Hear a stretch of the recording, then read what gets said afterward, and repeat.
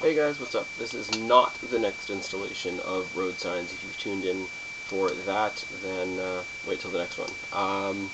TNA fans, it has been a while since I've gotten a chance to talk about TNA, but against all odds is this Sunday, which is tomorrow / today, because it's already 1 o'clock on Sunday here. Time to talk about TNA a bit. It has been a while, so yes, WWE, even though it is WrestleMania time, there are other things going on in the world, which means there are superstars in the world other than John Cena, as much as I'm sure that will break his heart. Now, what the hell is going on in TNA? The biggest thing, the brightest thing, I wanted to make a separate video about this, but I did not have the time or the energy or the motivation to do it. Fourtune turning on Immortal and going face. How beautiful was it? It was on the cuff. It was not planned because apparently it was supposed to be Booker T and Nash and so on and so forth, but we all know how that went. But it is beautiful because do you want AJ and Beer Money and Kaz to be heels much longer? They're not very believable because everybody likes them, so turn them face and let everybody cheer for them or whatever. Now, I don't want there to be a whole lot of bullshit and drama. Like, me personally, I'm not going to tell them what to write about, but me personally, there's only 2 matches that I want to see result from this big turn, and that is the Hardys versus Styles and Kaz, and Beer Money taking on Gunner and Murphy.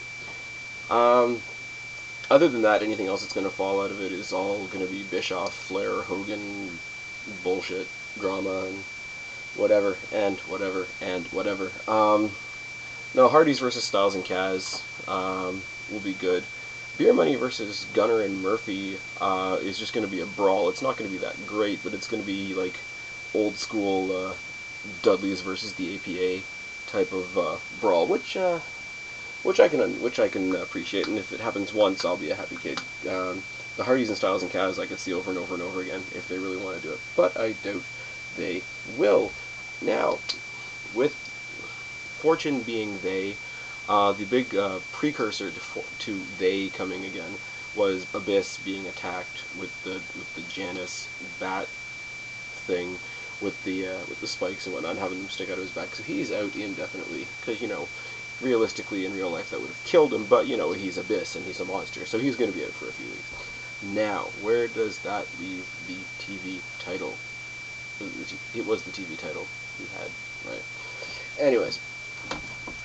Where does that leave it? Because I'm pretty sure either they're going to retire it because they think it's a dumb idea, or I don't know what they'll do.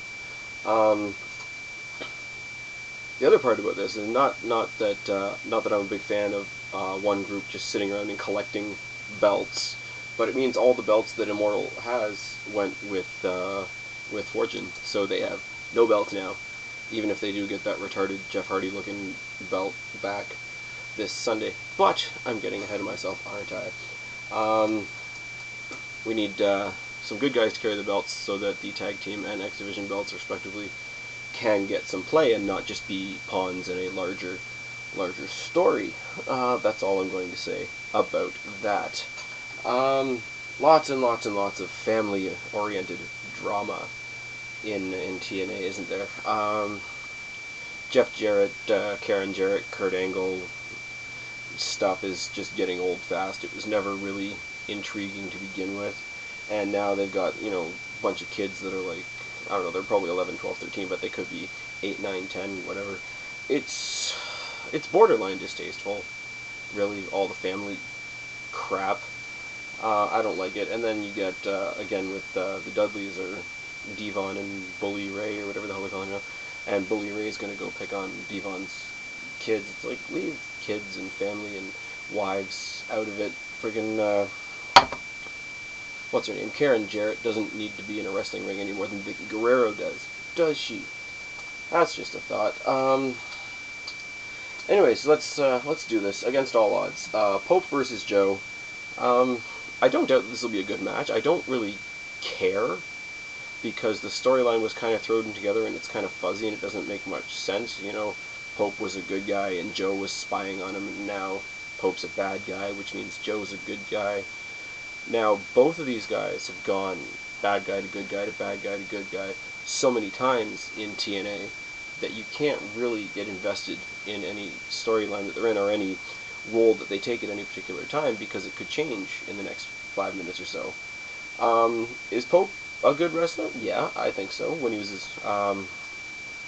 what was his name in WWE?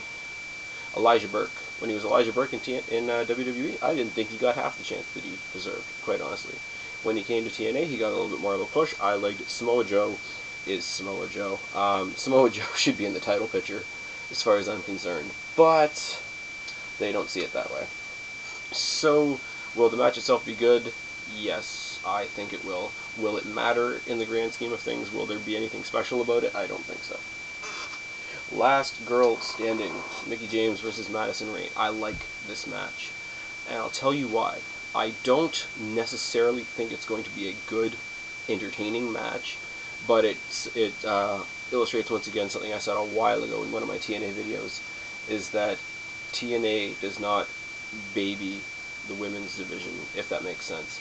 WWE, when you get them to a special Divas match, it's got like a bra and panties match or a pillow fight match or some stupid ass stereotypical bullshit like that. But then you get TNA that did what they did with Tara and Mickie James a while ago, and did their women's cage match, which was amazing. Not only in the match itself, but the way it ended with the very dramatic Luthez press off the top of the cage onto Victoria, which was awesome. I think it's cool. I think it makes... Okay, nobody's going to say that women are ever going to be allowed to be at the same main event level as the men, which is unfortunate, but it's closer, and that's why I like this. Will it be a good match? Maybe. I don't expect much from Madison Rayne. I have an incredible amount of respect for Mickie James, which anybody who's seen these videos before knows. Do I think they'll pull it off with this Madison Rayne in the loaded glove gimmick? Maybe. Do I think there's going to be some bullshit at the end with Victoria and all the other divas bringing their drama into it? Absolutely. There's not going to be a clean finish on this one for sure. Mickie James is the only one that really doesn't have any alliances, isn't she? I mean, Madison Rayne and Tara are kind of a team. The beautiful people are the beautiful people, even with, Winter kind of hanging on to them. Sarita and her cousin that was just introduced, Rosita, I guess, are a team. And then Mickie James is kind of on her own. So do I think that this has any chance of ending in a clean finish? Absolutely not. But I look forward to it anyway, because I'm a guy and everything down there works. Bully Ray versus Brother Devon in a street fight. Now Devon's two young sons are his partners in this match. I already mentioned the family drama and how I feel about that. In general, with these two, I can't get into a match between the two of them because I know they're either going to disappear into the background or become a team again at some point. So how much am I invested in them fighting each other? Now, that being said, Bubba Ray is a great bad guy. Now, do I mean he's great in the ring? Am I going to be hanging on the edge of my seat for the match? No. But he makes me really believe that he's that much of a jackass. And Devon doesn't, which was the only thing over the years of watching the Dudley Boys or Team 3D. When they were in a heel role, you couldn't really see Devon as a heel because he wasn't an asshole. And Bubba Ray, or Bully Ray, or whatever he's calling himself, is. They've been doing it for a while. They haven't been pushing it at all. They've been tacking it onto other rivalries. They've tacked it onto the Joe and Pope rivalry, and they've had weird mixed up tag matches that way. So this rivalry, even if I did care, it hasn't had the chance to get me to care, which partially is because I don't want to see it at all, and secondly is because how have they been promoting it at all? I don't know. RVD versus Matt Hardy. I think they're trying to push this as another really, really big rivalry. Unfortunately, everybody that was excited about Matt Hardy coming to TNA was excited about the Hardy Boys being together. Because I'm sorry, you've got the popularity of the Hardy Boys, the popularity of Jeff Hardy, and popularity of Matt Hardy by himself somewhere down here, which is unfortunate, but it's the way things go. Now, side note to this. This is a personal thing for me. Many of you might not agree. There's basically a three-way rivalry going on for the belt right now, isn't there? There's, it's Anderson and Hardy this Sunday, but in the general scheme of things, there's basically Hardy, Morgan, and Anderson fighting over the belt. Morgan, I'm sorry, I don't buy him as a world title contender. It should be RVD. RVD, Anderson, Hardy is the only three-way pull for the belt that I want to see. That's all I'm going to say about that, because I'm going to talk about the title match later on. RVD deserves to be up there. I don't know why they've knocked him so far down. X Division #1 contenders match. This is not for the title. This is to see who's going to go for the title. It's a triple threat match. It's Max Buck versus Jeremy Buck versus Robbie-E. Now, another reason I like this match, and much like the women's match, it's not because I think the match itself is going to be any good, but I like what TNA has done. After taking all the belts away from Immortal and whatever, I'm pretty sure they're trying to rebuild the credibility of the belts, so they're trying to make them seem important again. So they had 3 triple threat matches to determine the competitors for this triple threat match this Sunday. All that lead up leads more credibility, more importance to that particular title, doesn't it? I mean, it's a #1 contender match on a pay-per-view. It's not even the title match, and it's on a pay-per-view. That alone makes the belt seem important, and there's incredible build-up to whoever actually does get to go and fight Kaz. Now, Max or Jeremy Buck or Robbie-E, do I want to see any of them win it? God, no. Do I want to see any belt ever on Robbie-E? No. They could get rid of him. I don't like who has progressed in this, because guys like Jay Lethal and Kendrick and Suicide, who just came back and lost, have been lost in the shuffle pushing these particular guys through, but I like the way that they've built this up. So, kudos to them. Kurt Angle and Jeff Jarrett, again, I'm not going to talk about the family bullshit much longer. The stipulations on this match are fucking redonkulous. Now, Jeff Jarrett and Karen Jarrett are going to renew their vows in a couple weeks on Impact. Isn't that sweet? Have we not seen this a million times before? If Jeff Jarrett wins, then Kurt Angle has to walk Karen Jarrett down the aisle to the ring. Big embarrassment, blah, blah, blah, blah. And if Kurt Angle wins, he gets his kids back. This is borderline distasteful, quite over the borderline. Actually, I'm going to go ahead and say that wrestling needs to leave people's kids and wives and families out of it. See, my problem with this is I have, in ring-wise, I have a lot of respect for Jeff Jarrett, and how can you not respect Kurt Angle? Really. If they had just left this alone, left Immortal out of it, left Angle's family out of it, left Jarrett's family out of it, and just had these two guys beat the shit out of each other, I would love it. This would be a grade A match. But because there's so much bullshit, and there's the Immortal aspect, and there's the family aspect, and all the other crap, it's not going to be a match good enough for us to sit back and enjoy. That's all I'm going to say about that. Oh, right. Random ass tag team match that they tacked on at the very last second of Impact this past Thursday is Scott Stiener, who came back with Fourtune and Angle, which was awkward, and Beer Money versus Rob Terry and Gunnar and Murphy. Now, this is not going to be a technical classic by any stretch of the imagination, but it is going to be quite an enjoyable little bit of 6 guys kicking the shit out of each other. And we'll see what Stiener can still do, because he's kind of not exactly young anymore. Main event, Jeff Hardy versus Anderson. I am really hoping that they keep Immortal out of this. I know they won't, but I really hope they do. In a ladder match, specifically, I mean, other than Shawn Michaels, who is, you know, retiring and Hall of Faming and all that shit, when you think of ladder matches, who do you think of? WWE, okay, fine, you think Edge. TNA, you gotta think Jeff Hardy, pardon me.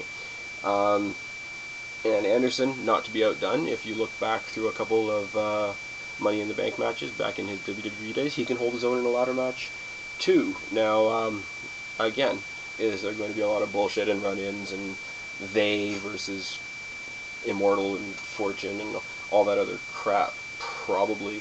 Do I really, really hope that they bring back the original belt and get rid of the little purple Jeff Hardy belt to hang up above the ladder? Yes. Barring any bullshit, I think this is going to be a good match. I don't see Anderson winning it. I see Hardy keeping it because it's Hardy and it's a ladder match, and they're going to play off of his ladder match expertise from WWE. But that's. But I haven't made any predictions for any of these matches, have I? I predict Joe's going to beat Pope. I predict Mickie's going to beat Madison. I want to see it, and we all want to see it. I predict that Bully Ray and Brother Devon is going to go to a no contest or some kind of bullshit. RVD will take out Matt Hardy. The two Bucks and Robbie-E in that triple threat match. One of the Bucks, please. Kurt Angle versus Jeff Jarrett. I'm going to guess that because of the obnoxious nature of the stipulations, Jeff Jarrett's going to win. And, I don't know, Stiener and Beer Money will beat Rob Terry and Gunner and Murphy. And Jeff Hardy will beat Anderson. That is what I think. A couple things I want to see and a couple things I don't want to see, and a handful of matches that I think might be alright. I have some hopes for this pay-per-view. I hope they don't get dashed completely out of the water. I hope this pay-per-view doesn't get completely buried in the WrestleMania focus, but we will see, and you will have what I think of whatever happens tomorrow or Monday. I will talk to you guys later. Subscribe up there, talk down there, let me know what you think. Talk to you later, guys.